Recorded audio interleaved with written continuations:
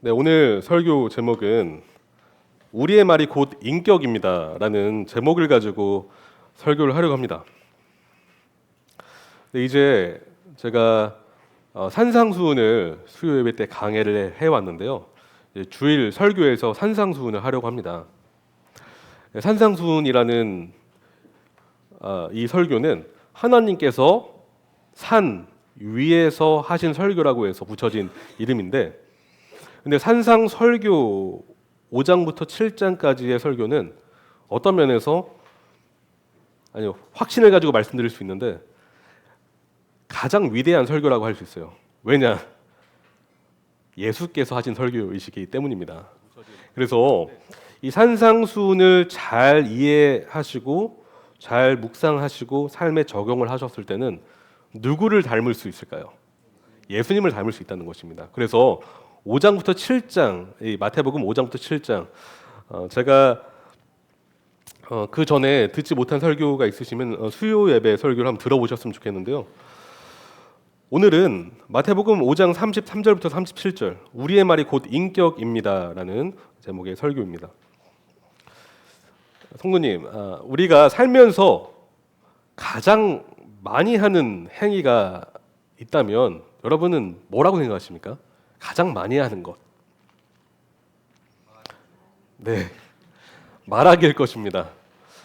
물론 어떤 분들은 저는 하루 종일 말 안 하고 사는데요 라고 하실 수 있지만, 그럼에도 불구하고 저희 인생을 통틀어서 제가 통계적으로 조사했을 때는 말하기가 단연 1등일 것입니다. 우리는 날마다 말을 하며 살아가요. 왜인 줄 아십니까? 왜 그렇죠? 말을 통해서 우리의 생각, 우리의 감정, 뿐만 아니라 우리의 의지를 드러내기 때문입니다. 말을 하지 않으면 상대방이 몰라요.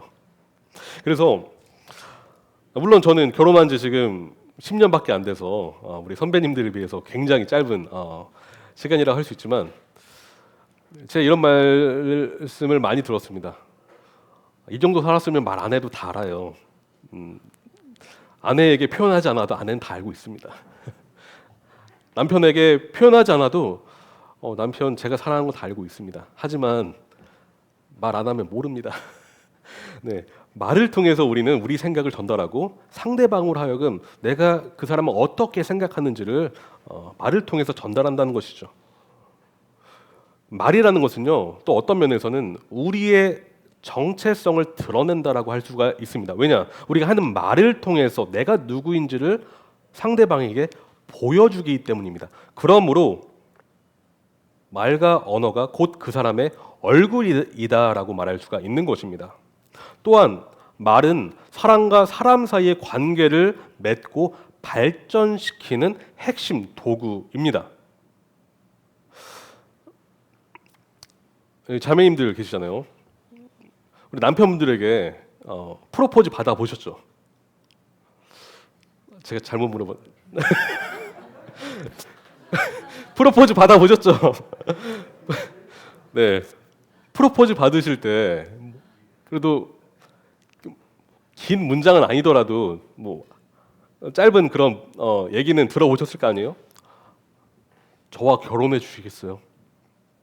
제가 당신 인생 책임지겠습니다 정도는 아니어도 비슷한 말은 들어보셨죠? 네, 제가 잘못 꺼낸 것 같습니다. 네. 네, 죄송합니다. 오늘 예배 끝나시고 싸우지 마세요. 네. 어떤 면에서 여러분 한마디, 한 문장, 한 문단의 말이 우리의 결혼을 시작하게 만들었다라고 말할 수가 있는 것이에요. 말이죠. 그러나 반대로 말은 또 어떻습니까? 관계를 해치는데 굉장히 핵심적인 도구로 사용이 돼요. 말 한마디 때문에 상처를 주고 상처를 입고, 말 한마디 때문에 불화가 생기며 그 말은 온데간데 없고 이제 다른 말로 자꾸 번지는 것. 그러므로 말은 사람 사이를 관계를 맺게 하는 그런 도구로 사용되지만 반대로 사람 사이의 관계를 깨트리는 도구로 사용되기 때문에 말은 어떤 면에서 권세가 있다라고 말할 수가 있는 것이에요. 권세와 능력을 가지고 있다. 잠언 18장 21절 죽고 사는 것이 혀의 힘에 달려 있으니라고 하고 있습니다.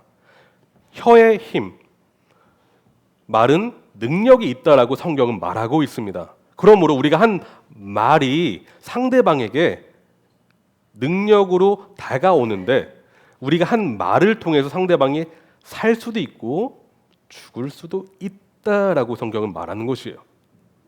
또한 야고보는 증언합니다. 혀도 몸의 작은 지체이지만 엄청난 일을 한다라고 할 수 있다고 자랑을 합니다. 보십시오. 아주 작은 불이 굉장히 큰 숲을 태웁니다. 여러분 우리의 말을 뭐로 비유하고 있죠?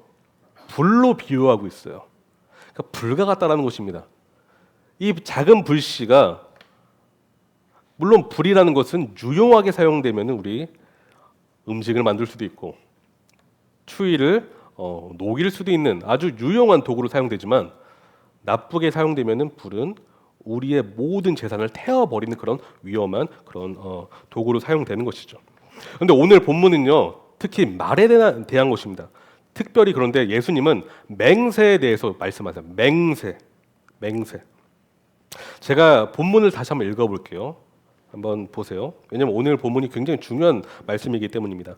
옛사람들에게 말하기를 너는 거짓 맹세를 하지 말아야 하고 내가 맹세한 것은 그대로 주님께 지켜야 한다는 것을 너희는 또한 들었다. 그러나 나는 너희에게 말한다. 아예 맹세하지 말아라. 하늘을 두고도 맹세하지 말아라. 그것은 하나님의 보좌이기 때문이다. 땅을 두고도 맹세하지 말아라. 그것은 하나님께서 발을 놓으시는 발판이기 때문이다. 예루살렘을 두고도 맹세하지 말아라. 그것은 크신 임금님의 도성이기 때문이다. 내 머리를 두고도 맹세하지 말아라. 너는 머리카락 하나라도 희게 하거나 검게 할 수 없기 때문이다. 너희는 예 할 때는 예라는 말만 하고 아니요 할 때는 아니요라는 말만 하여라. 이보다 지나치는 것은 악에서 나오는 것이다. 예수님은 반복해서 뭐 하지 말라고 하세요? 맹세하지 말아라. 그러면 성도님, 맹세가 나쁜 것입니까? 상식적으로 나쁜 건 아니죠. 네. 맹세는 좋은 것입니다. 그런데 예수님은 맹세하지 말라라고 하세요. 왜 맹세하지 말라고 하실까요? 여러분 성경을 보실 때 이 저자의 의도를 잘 파악하셔야 한다고 말씀드렸죠. 맹세하지 말라고 하시니까 맹세를 절대 하면 안 되는구나라고 이해를 하시면 안 돼요. 맹세를 하지 말라고 하신 의도가 무엇일까를 우리는 파악해야 된다는 것입니다. 오늘 설교를 한 문장으로 정리해 드릴게요. 이 문장을 들으시면 설교 다 들으시는 거예요. 예수님을 믿는 사람의 말은 항상 진실해야 한다라는 것입니다. 예수님을 믿는 사람의 말은 항상 진실해야 된다. 오늘 설교를 압축한 한 문장이에요. 저는 세 가지 요점으로 말씀드릴 건데요. 첫째는 맹세의 변질이고요. 둘째는 맹세의 주인이고요. 셋째는 맹세의 본질입니다. 맹세의 변질, 맹세의 주인, 맹세의 본질. 첫째입니다. 맹세의 변질. 여러분, 사람은 왜 맹세를 할까요? 맹세해 보신 적 있으십니까? 맹세를 왜 할까요? 그냥 말을 하면 되는데 맹세까지 왜 할까요? 굳이. 네, 본인이 한 말이 진실되다는 것을 상대방으로 하고 설득하기 위해서 맹세합니다. 내 말은 진실되니 내가 그렇게 꼭 지킬 거니까 믿어달라라고 하는 그 말을 맹세로 표현하는 것이요. 라이프 성경 사전에 따르면 이렇게 말하는데요. 맹세는 자신이 말한 내용의 진실함을 불변하는 진리 혹은 불변하는 권세의 심판 아래에 둔다라고 말을 하는데, 그러니까 제가 쉽게 이야기하자면 맹세는 약속을 지키지 않으면 상응하는 심판을 받겠다라는 자기 서약과 같은 것이에요. 갑자기 좀 무겁죠. 이 정도예요? 라고 생각하실 수 있겠습니다. 맹세는 그러니까 서약이다라고 말할 수 있는데 우리는 결혼하신 분이라면 맹세를 한 번쯤은 해보셨을 거예요. 언제 하셨죠, 여러분? 결혼식 때 하셨어요. 나 땡땡땡 군은 땡땡땡 양을 맞이해서 비가 오나 눈이 오나 건강하나 건강하지 않으나 재산이 많으나 없으나 한 평생을 예수께서 교회를 사랑하신 것 같이 아내를 제 몸처럼 아끼고 보살피며 사랑할 것을 하나님 앞에 엄숙히 맹세합니다. 그리스도인의 결혼 서약의 대표적인 맹세, 서약이라고 말할 수가 있는데 곧 맹세는요, 우리 결혼 서약에서도 알 수 있듯이 하나님과 맹세하는 것이고요, 사람과 맹세하는 것이다라고 우리가 알 수가 있습니다. 본문으로 가볼게요. 33절을 보시면 옛 사람에게 말하기를 너는 거짓 맹세를 하지 말아야 하고 네가 맹세하는 것은 그대로 주님께 지켜야 한다 하는 것을 너희는 또한 들었다. 제가 이해를 돕기 위해서 산상수훈 5장, 특히 5장의 이해를 돕기 위해서 제가 수요 예배 때 말씀드렸는데 처음 듣는 분이 계시기 때문에 말씀드리겠습니다. 여기에서 33절의 마지막 문구를 보시면 너희는 또한 들었다라고 하시는데 이 너희는 또한 들었다라는 표현이 반복해서 나와요. 예수님은 반복해서 말씀하세요. 21절 한번 보실까요? 21절. 21절. 옛사람에게 말하기를 끝에 한번 보실게요. 뭐뭐한 것을 너희는 들었다 하고 있습니다. 27절. 간음하지 말아라 하고 말한 것을 너희는 들었다 하고 있습니다. 33절. 옛사람에게 말하기를 끝에는요. 뭐뭐한 것을 너희는 또한 들었다. 38절. 눈은 눈으로 이는 이로 갚아라 하고 말한 것을 너희는 들었다. 43절. 너희는 들었다. 우리가 지나치기 쉬운 그냥 표현이에요. 그런데 이 표현은 굉장한 의미를 가지고 있습니다. 이 표현은요, 유대 백성이 그동안 들어왔던 율법에 대한 것입니다. 다시 말해 예수님은 그동안 너희들은 이러한 말을 들어왔다라고 하세요. 근데 저희가 이 말씀을 깊이 연구해 보면은 예수님의 말씀은 하나님의 말씀을 들었다라는 것이 아닙니다. 이 말씀은 하나님의 율법을 해석한 랍비의 가르침, 율법 해석을 들어왔다. 그 율법 해석을 말씀하고 있습니다. 그런데 그 율법 해석은 하나님의 온전하신 정신과 뜻이 아니라 인본주의적인 랍비의 해석으로 만들어진 율법주의를 말하고 있습니다. 다시 말해 이들이 들어온 말씀은 하나님의 율법이 아니라 뭐라고요? 인본주의적인 율법주의라는 것입니다. 그것을 들어왔다라고 지금 하시고 있는 것이죠. 그래서 이렇게 말씀하시는 이유는 내가 이제부터 하나님의 뜻을 알려주겠다라고 하시기 위해서 말씀하시는 것이요. 유대 백성들은 그동안 이런 말을 들어왔어요. 거짓 맹세를 하지 마라. 그리고 내가 맹세하는 것은 그대로 주님께 지켜야 한다라고 들어왔어요. 얼핏 봤을 때 이 말씀은 레위기 19장 12절과 민수기 30장 2절의 말씀을 압축해 놓은 말씀과 같이 보입니다. 레위기 19장 12절은 나의 이름으로 거짓 맹세를 하여 너희 하나님의 이름을 더럽혀서는 안 된다라고 말씀하기 때문입니다. 또한 민수기 30장 2절의 말씀은 남자가 나 주에게 서원하였거나 맹세하여 스스로 자제하기로 서약하였으면 그는 자기가 한 말을 어겨서는 안 된다라고 말씀하기 때문입니다. 다시 말해 얼핏 봤을 때는 율법의 말씀을 그들이 들은 것처럼 보여요. 그러나 실상은 그렇지 않았다라는 것입니다. 말씀을 다시 보시면 마태복음 5장 34절에 첫 문장의 첫 문구가 이렇게 시작해요. 그러나 나는 너희에게 말한다. 말씀하십니다.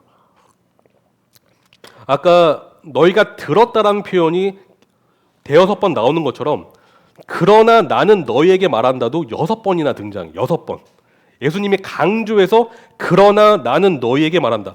22절, 28절, 32절, 34절, 39절, 44절.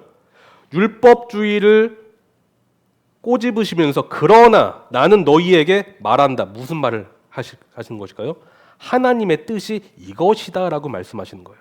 그러나 유대주의자들 랍비의 해석은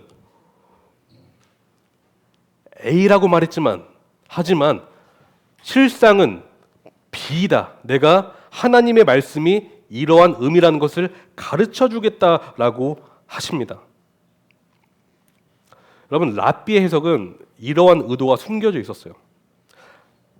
하나님의 이름으로 맹세했다면 그 말을 반드시 지켜야 한다. 그러나 반대로 하나님의 이름으로 맹세하지 않았다면 어떻게 될까요? 안 지켜도 된다라는 논리가 숨겨져 있었어요. 그러니까 하나님의 이름으로 맹세하면은 율법의 근거에서 반드시 지켜야 되지만 이름을 걸지 않았으면 범법 행위가 아니기 때문에 어떻게 된다고요? 지키지 않아도 된다라는 그 느슨한 해석을 만들었다는 것입니다. 율법주의가 그런 거예요. 율법주의는 말씀을 축소하거나 확대해서 우리 인간의 입맛에 맞게 변형시킨 것이 율법주의입니다. 여러분, 율법과 율법주의를 잘 구분하셔야 돼요. 율법은 먼저 아십니까? 하나님의 거룩하신 뜻이에요. 그런데 율법주의는 인본주의적인 뜻입니다. 그래서 율법을 잘 이해하고 묵상하면은 결국 하나님의 말씀을 묵상한다는 것이죠. 거룩의 길로 나아갑니다. 하지만 이 말씀을 변형하면은 결국은 거룩하지 못한 인간의 그런 잘못된 그릇된 길로 나아가게 된다는 것이에요. 10계명의 3계명이 무엇입니까?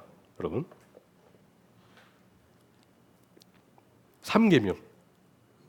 하나님의 이름을 망령되게 부르지 말라라는 것이에요.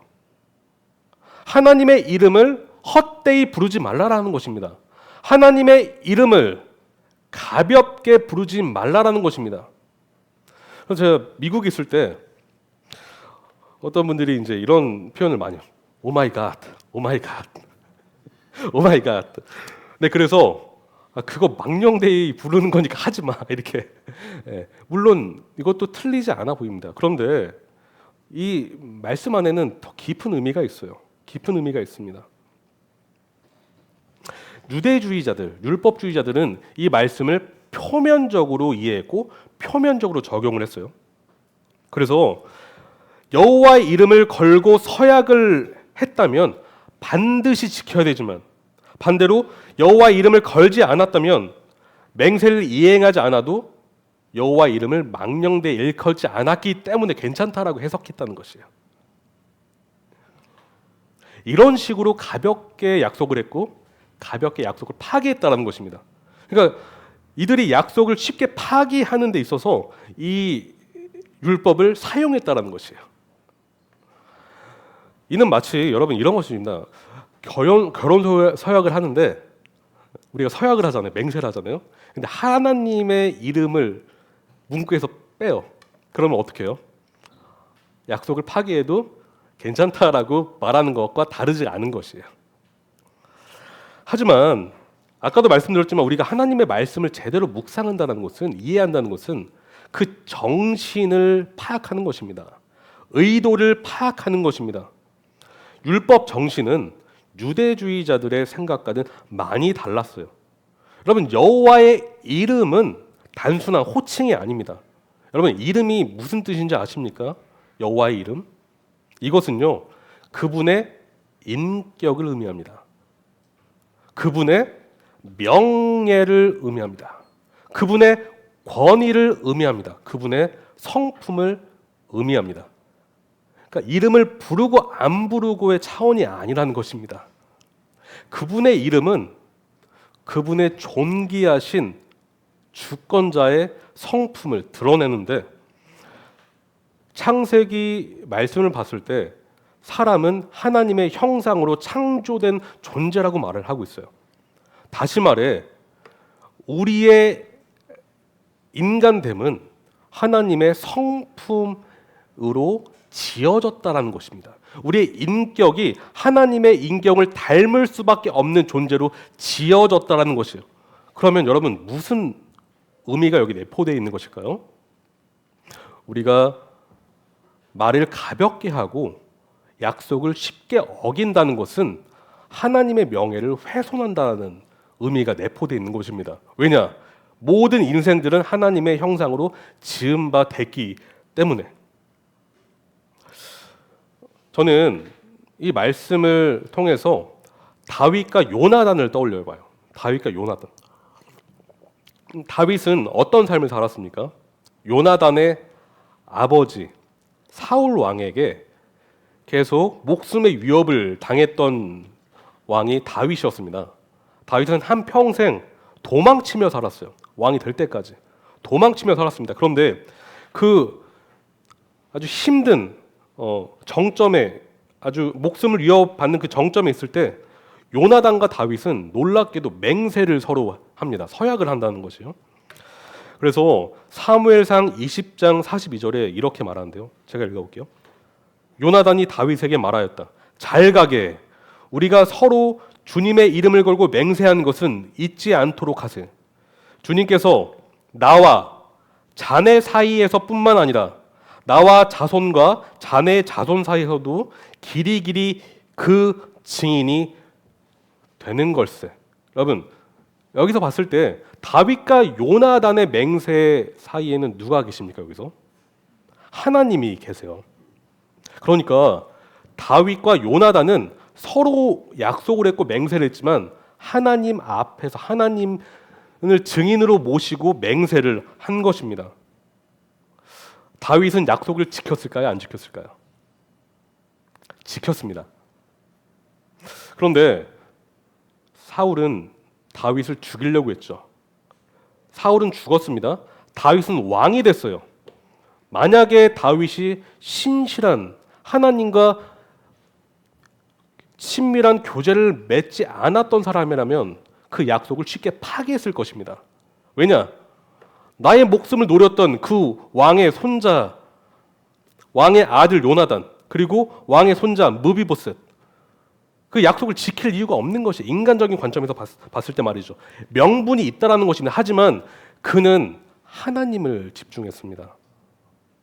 다윗은 하나님과 친밀한 교제를 맺었던 자이기 때문입니다.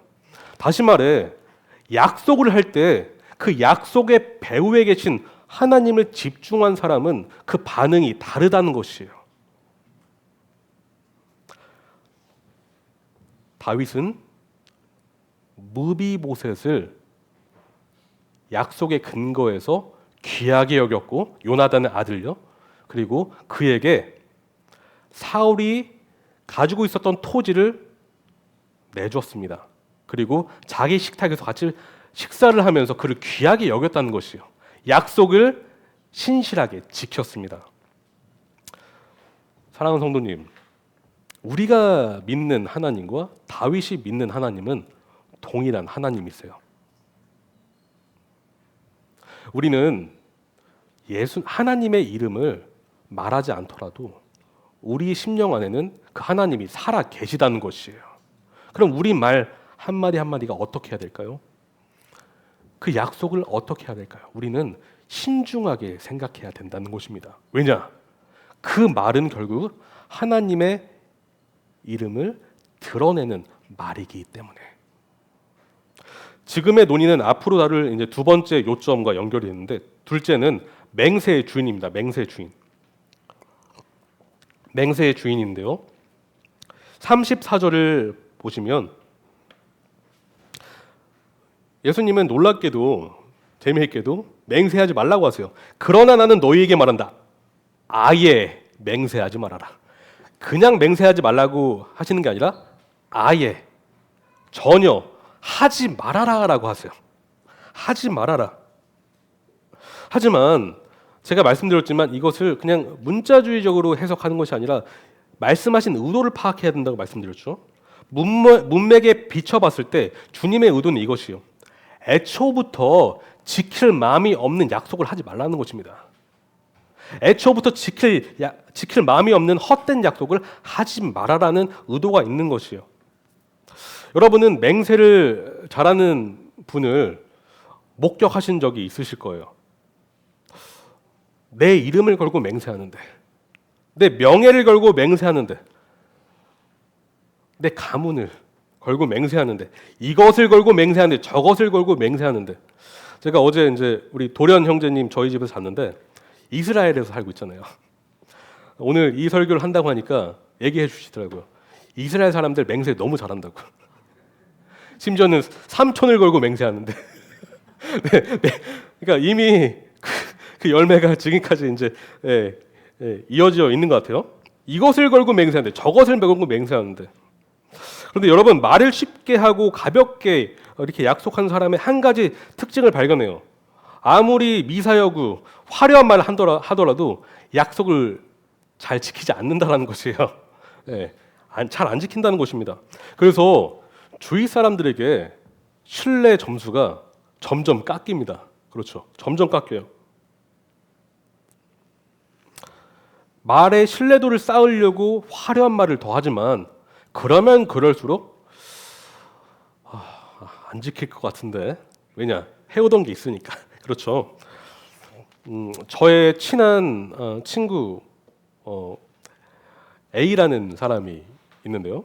저랑 지금도 되게 친하게 지내고 있는 지인인데, 근데 A라는 지인이 B라는 지인과 관계를 계속 오랫동안 맺어왔습니다.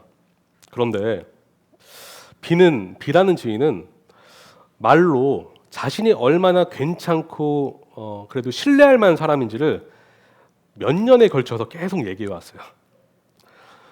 나는 그래도 괜찮은 직장을 가지고 있다. 좋은 차를 탄다. 좋은 인맥을 가지고 있다. 이런 얘기들을 계속 해왔습니다. 몇 년 동안. 그런데 어느 날 때가 참에 B가 A한테 연락을 해요. 그동안 그런 적이 없다가 신뢰를 좀 쌓으니까 나 지금 자금 사정이 너무 어렵다. 돈 좀 빌려줘. 근데 돈을 빌릴 때 정직하게 빌린 게 아니라 굉장히 진실되지 못한 이유를 가지고 빌렸던 거예요. 그런데 하지만 A는 마음이 또 약했고 또 그동안 해왔던 게 있기 때문에 빌려줬습니다. 한 번이 아니라 몇 번 계속 빌려줬어요. 그런데 그때 했던 약속, 내가 금방 갚을게 라고 했던 그 약속은 차일피일 미뤄지면서 다른 변명과 핑계로 지켜지지가 않았습니다. 근데 알고 보니까 B라는 사람은 A에게뿐만 아니라 수많은 주위 사람들한테 돈을 엄청나게 많이 빌렸던 거예요. A는 B에 대해서 엄청 실망하게 됐고 지금도 현재 진행형인데요. 여러분, 신뢰를 견고한 성에 비유를 한다면 신뢰라는 성을 건설하는 뼈대와 살은요, 말이 아니에요. 화려한 말, 포장된 말이 아니라는 것입니다.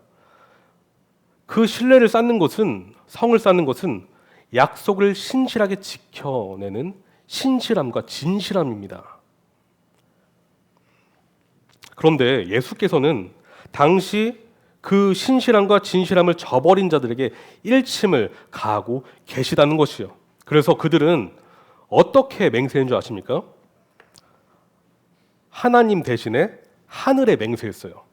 하나님 대신에 땅에 맹세했습니다. 하나님 대신에 예루살렘에 맹세했습니다. 왜 그랬을까요? 애초부터 지키지 않으려고 그랬던 거예요. 쉽게 말하면요, 그렇죠? 지킬 마음이 없으니까 하나님이 아닌 다른 그런 존재를 대면서 맹세를 했습니다. 그런데 한번 생각해 보십시오. 이게 얼마나 어리석은 행동인지 한번 생각해 보십시오. 하늘, 땅, 이 하늘, 땅은 무엇입니까, 여러분? 하늘은 하나님의 보좌라고 예수님 말씀하십니다. 땅은 하나님의 발의 발판이라고 말씀하세요. 다시 말해 하늘과 땅은 하나님의 것이에요. 그렇죠. 그러니까 하늘과 땅에 맹세한다는 것은 하나님께 맹세하는 것과 다르지 않다라는 것입니다. 또한 예루살렘은 어떻습니까? 예루살렘이라는 것은 단순히 예루살렘, 이스라엘의 도시를 말하는 것이 아닙니다. 시편에서도 계속 나오지만 예루살렘은 하나님의 임재를 상징하는 시온 성, 그 예루살렘을 말하고 있어요. 다시 말해 하나님의 임재, 하나님의 함께 하시며 하나님이 통치하시는 그 곳이 바로 예루살렘 도성이라는 것이에요. 그러니까 이들은 잘못된 해석을 가지고 하나님의 이름을 피하려고 했지만 그들은 자기 꾀에 빠져버린 것이에요. 하늘, 땅, 예루살렘은 하나님의 것입니다. 그런데 주님은 더 나아가서 이렇게 말씀하세요. 36절 보실까요? 36절 한번 같이 읽어보겠습니다. 시작. 내 머리를 두고도 맹세하지 말아라. 너는 머리카락 하나라도 희게 하거나 검게 할 수 없기 때문이다. 예수님이 이 말씀을 하신 이유를 제가 세 가지 짧게 말씀드릴게요. 첫째, 우리 목숨의 주인은 하나님의 것이기 때문입니다. 우리 목숨의 최종 권리는 우리에게 있지 않아요. 하나님께 있어요. 그래서 마태복음 10장 29절 참새 2마리가 한 양에 팔리지 않느냐? 그러나 그 가운데서 하나라도 너희 아버지께서 허락하지 않으시면 땅에 떨어지지 않을 것이다. 그러면 이 말씀은 작은 미물로 여겨지는 참새 한 마리도 하나님이 허락하지 않으시면 그 목숨이 떨어지지 않는다는 것이에요. 하물며 우리 목숨은 어떻겠습니까, 여러분? 참새가 그러할진데 우리 목숨은 하나님의 것이라는 뜻입니다. 우리의 삶, 우리가 태어나는 것, 우리의 삶 전체가 하나님의 것이듯이 우리의 죽음마저도 하나님의 것이며 우리의 목숨 전체가 하나님의 것이라고 예수님은 말씀하고 있습니다. 둘째, 우리의 머리카락 하나도 한 올도 누구 것일까요? 하나님의 것이다. 여러분 그렇게 생각해 본 적 있으세요? 이 한 올, 저희가 쉽게 잘라버릴 수 있는 이 머리카락 한 올도 원래 주인은 하나님이시다라는 것이에요.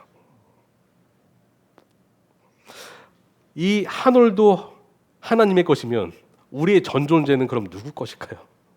하나님의 것이다라고 지금 예수님은 그렇게 말씀하시는 것이죠. 셋째, 자기 머리카락 하나도 스스로 희게 하거나 검게 할 수 없는 존재가 인간이다라는 것을 말씀하시는 것이에요. 물론 희게 하거나 검게 할 수 있죠. 뭘 통해서요? 염색하면 되잖아요. 그런데 여러분 유전자 바꾸실 수 있어요? 네. 평생 염색 없이 바꾸실 수 있냐고요? 없습니다. 우리는 없죠. 일시적으로 바꿀 수 있지만 아예 그 성질을 바꿀 수는 없어요. 왜냐? 염색체의 그 성질, 그 본질은 하나님이 고유하게 심어 놓으신 것이기 때문에 하나님은 머리색을 결정하는 유전자를 창조하시는 분이십니다. 다시 말해 사람은 머리카락 한 올의 색깔조차도 스스로 이렇게 하거나 저렇게 할 수 없지만 하나님은 머리카락 한 올의 색깔마저도 결정하실 수 있는 하나님이시라는 것이에요. 그러므로 정리하자면 어떤 맹세, 어떤 서약, 어떤 약속을 하든지 그 주인은 하나님이심이 틀림없다라고 지금 예수님은 말씀하시는 것입니다. 지금까지 맹세의 변질과 주인에 대해서 살펴봤는데 마지막입니다. 맹세의 본질이에요. 37절을 같이 볼게요. 37절 같이 한번 읽어볼까요? 너희는 예 할 때는 예라는 말만 하고 아니요 할 때에는 아니요라는 말만 하여라. 이보다 지나치는 것은 악에서 나오는 것이다. 여러분 원문을 제가 다시 번역하면은 이렇게 번역할 수 있는데요. 그러나 너희의 예는 예가 되게 하고 아니요는 아니요가 되게 하라. 굉장히 간단해요. 너희의 예는 예가 되게 하고 너희의 아니요는 아니요가 되게 하라. 이를 지나치는 것, 포장되거나 강조하거나 뭔가 그 본질을 흐트러뜨리는 말은 악에서 난다라고 말씀하고 있습니다. 학자 오스본은 이렇게 해석해요. 너희가 예라고 하는 말은 예가, 아니라고 하는 말은 아니가 되게 하라. 너희는 단순히 예 혹은 아니만 말하면 된다. 하지만 어느 쪽이 되었든지 이것은 말할 때 전적으로 솔직해야 된다라고 해석을 합니다. 그러니까 예수님의 말씀의 요점, 오늘 설교의 핵심이라고 할 수 있는 이 37절, 이 요점은 이것입니다. 우리가 화려한 말을 할 필요가 없다라는 것이에요. 과장된 표현을 할 필요도 없다라는 것입니다. 물론 화려한 말을 절대 하지 마십시오라는 뜻이 아니라 우리의 말을 신뢰하게 만들기 위해서 그런 기법을 사용하지 않아도 된다라는 것입니다. 대신 우리의 예는 예가 되면 되는 것이에요. 우리의 아니오는 아니오가 되면 되는 것입니다. 다시 말해 우리가 예를 할 때 그 예는 진실된 예가 되면 되는 것이에요. 왜냐? 그렇게 행동할 것이니까. 우리의 아니오는 진실된 아니오가 되면 되는 것이에요. 왜냐? 그렇게 행동할 것이니까. 속과 겉이 다르면 안 된다는 것입니다. 이렇게 말을 했지만 우리 마음에는 다른 마음을 품고 있으면 안 된다는 것입니다. 왜냐? 우리가 하는 행동은 말이 아니라 우리 마음에서 출발하는 것이기 때문에 다시 말해 우리의 말과 행동이 다른 것은 우리 마음이 이미 말과 다르기 때문입니다. 그것을 말하고 있는 것이에요. 그러므로 도출할 수 있는 성경적인 원리는 이렇게 제가 도출할 수 있는데요. 신뢰의 비결은 말 자체에 있는 것이 아니라 그 말을 입증하는 신실하고 진실된 우리의 인격과 삶에 있다라는 것입니다. 다시 한번 말씀드릴게요. 신뢰의 비결은 말 그 자체에 있는 것이 아니라 그 말을 입증하는 신실하고 진실된 우리의 삶과 인격에 있다라고 원리를 도출할 수 있는 것입니다. 왜냐하면 신뢰는 말로 쌓는 것이 아니라 인격과 삶으로 쌓는 것이기 때문에. 따라서 우리는 항상 이 말씀을 묵상하고 들을 때 우리의 삶을 점검해야 된다라고 말씀드리고 싶어요. 우리의 인격과 삶을 점검해야 된다. 여러분 성경을 잘 묵상하는 사람은 잘 묵상하지 못하는 사람은 이런 특징이 있어요. 이 말씀 저 사람이 들어야 되는데 이거 잘못 묵상하는 거예요. 잘 묵상한 사람은 이 말씀을 자신에게 적용합니다. 자기가 받아요. 그래서 하나님 이 말씀 오늘 주셨군요. 근데 잘 안 되는데 어떡합니까 주님? 도와주십시오 라고 합니다. 근데 잘못 묵상한 사람은 주님 저 사람이 이 말씀을 들어야 되는데 듣게 해주십시오 라고 곧바로 이제 적용하는 것이 잘못 묵상하는 것이에요. 우리는 우리의 정체성을 점검할 필요가 있다는 것입니다. 왜냐? 우리는 성도라는 이름을 부여받은 존재이기 때문에. 여러분 성도가 무엇입니까? 거룩하게 구별된 존재가 성도예요. 이런 성도의 이름은 오직 삼위일체 하나님의 거룩하심에 기인하기 때문에 우리는 하나님과 내가 어떠한 관계를 맺고 있는지를 점검해야 된다는 것이에요. 여러분은 성령으로 거듭나셨습니까? 제가 질문하고 싶은 건 그것입니다. 성령으로 거듭나셨습니까? 여러분은 그리스도 예수 그 십자가 복음을 믿는 믿음 안에서 살고 계십니까? 만약 이 질문에 예라고 답하신다면 여러분의 아버지는 이 말씀의 주인이신 하나님이십니다. 하나님은 항상 진실되시고 신실하십니다. 약속을 지키시는 아버지라는 것이죠. 근데 놀랍게도 하나님은 맹세하실 필요가 없는 분이시죠. 왜냐?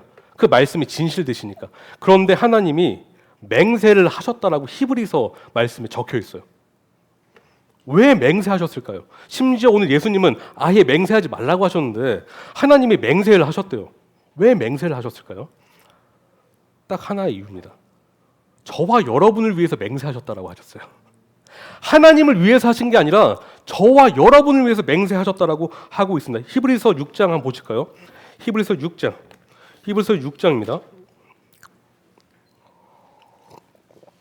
히브리서 6장 13절.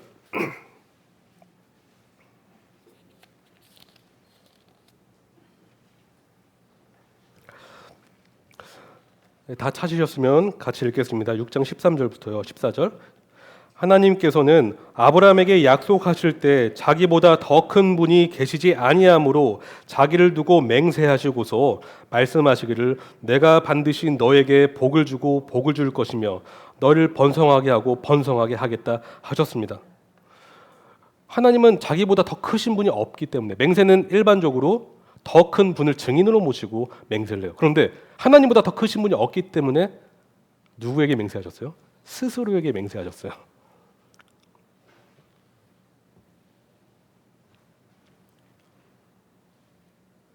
아브라함의 약속이 나옵니다.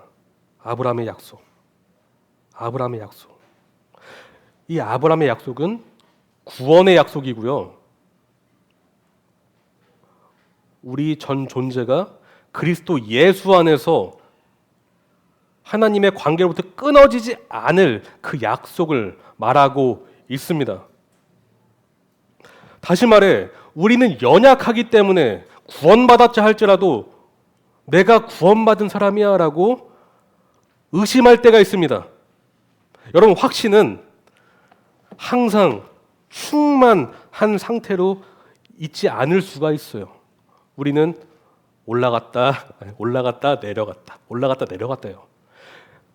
우리 확신이 더 큰 확신으로 자랄 수 있는 이유는 우리가 스스로 성화했기 때문도 아니고 우리가 스스로 하나님을 쫓았기 때문이 아닙니다. 우리의 확신이 더 큰 확신이 될 수 있는 이유는 하나님이 약속을 맹세하셨기 때문입니다. 하나님이 우리를 위해서 약속의 약속을 하셨기 때문입니다. 6장 17절 한번 보실까요? 6장 17절. 그래서 하나님께서는 그 약속을 상속받는 사람들에게 하나님의 뜻이 변하지 않는다는 것을 더 환히 나타내 보이시려고 맹세로서 보증하셨다라고 하고 있죠. 이것이 하나님의 우리에 대한 하나님의 사랑입니다, 여러분. 하나님이 약속하셨고 보증으로 맹세까지 하셨다. 그러므로 사랑하는 성도님, 왜 우리의 말이 달라야 될까요? 왜 우리의 말이 구별돼야 될까요? 단 하나의 이유를 꼽으라면 우리는 하나님의 사람이기 때문입니다. 우리의 말 한마디가 맹세와 같은 효력이 발휘될 수 있는 것은 우리가 하나님의 백성이며 그리스도 예수 안에 속하게 된 존재이기 때문입니다. 그래서 우리의 말은 옳다 아니라 할 수 있는 것입니다. 여러분의 말은, 여러분의 예는 진실된 예입니까? 여러분의 아니오는 진실된 아니오입니까? 여러분, 우리는 우리 입술에서 거짓말을 버려야 됩니다. 쉽게 할 수 있는 그러한 포장된 말을 입에서 버려야 됩니다. 대신 예수님을 따라서 오직 진실된 말씀만 하시는 예수님을 따라 진실된 말을 하려고 우리는 노력해야 됩니다. 솔직하고 신뢰할 만한 말을 하도록 그렇게 우리는 노력해야 됩니다. 그런데 제가 한 가지 말씀드릴게요. 여러분이 그렇게 하실 수 있어요. 왜냐? 예수님이 도와주실 것이기 때문에. 그러므로 구체적인 적용 5가지만 제가 말씀드릴게요. 너무 많은데 이 중 하나만 우리 한번 실천해 봅시다. 배우자, 자녀와 약속한 거 있잖아요. 작은 약속이라도 한번 잘 신실하게 지키도록 노력해봤으면 좋겠습니다. 저도 그렇게 하겠습니다. 또한 시간 약속 지키는 거 있잖아요. 여러분, 시간 약속 지키는 거 한 15분 늦어도 은혜의 공동체인데 은혜의 공동체인데 지키도록 노력합시다. 세 번째, 말을 과장되게 함으로 인해서 자신을 좀 높이는 말, 그런 말을 이제 버리는 데 나아갑시다. 네 번째, 지킬 수 있는 말만 하려고 노력하는 것입니다. 지킬 수 있는 말. 다섯 번째인데요, 복음을 전하는 것입니다. 왜냐? 진실되고 진실된 말은 복음이기 때문입니다. 우리 입속에서 복음이 흘러나가잖아요. 그럼 우리가요, 진실된 사람이 되고 인격이 되고 진실된 말을 하는 자가 되어 있어요. 복음이 우리 입속에서 자꾸 흘러나가면.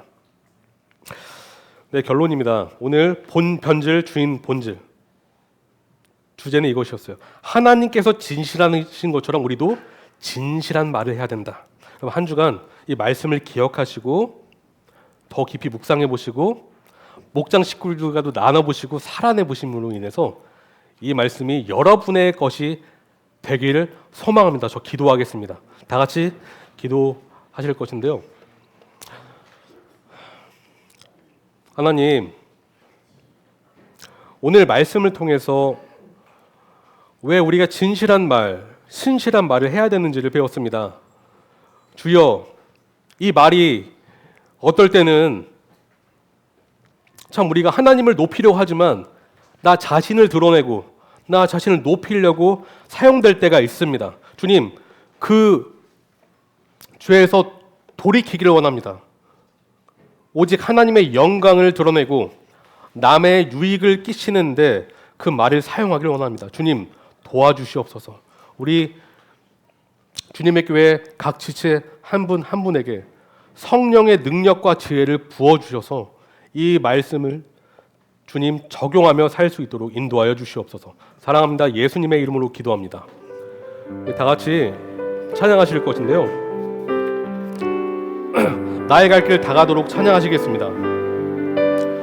나의 갈 길 다가도록 예수 인도하시니 내 주 안에 있는 긍휼 어찌 의심하리요. 믿음으로 사는 자는 하늘 위로 받겠네. 무슨 일을 만나든지 만사 형통하리라. 무슨 일을 만나든지 만사 형통하리라. 나의 갈 길 다가도록 예수 인도하시니 어려운 일 당할 때도 족한 은혜 주시네.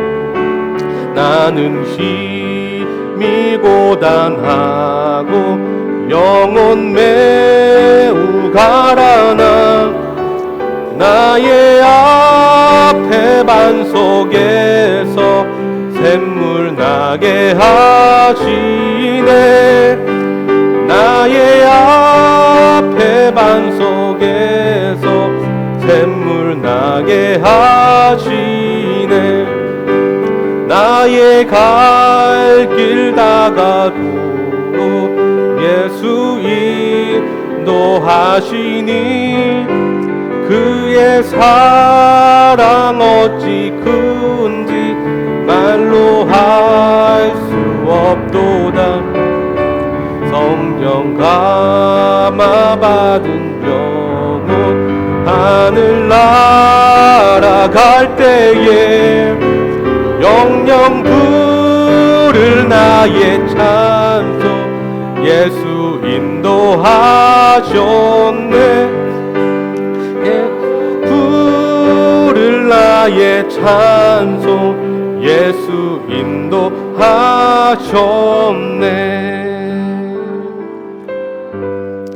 다 같이 기도하시겠습니다. 하나님, 이 찬양의 가사처럼 우리의 갈 길 다 가도록 예수 인도하신다는 이 사실을 저희 삶 속에서 경험할 수 있도록 인도하여 주시옵소서. 무엇보다도 오늘 이 말씀, 우리가 들은 말씀이 우리의 삶 속에서 열매에 맺혀짐으로 인해서 예수께서 우리를 따라 인도하고 계시구나 입술로 고백하며 우리 성도님들과 목장 식구들과 그 하나님을 찬양하는 시간을 가질 수 있도록 인도하여 주시옵소서. 사랑합니다. 예수님의 이름으로 기도합니다.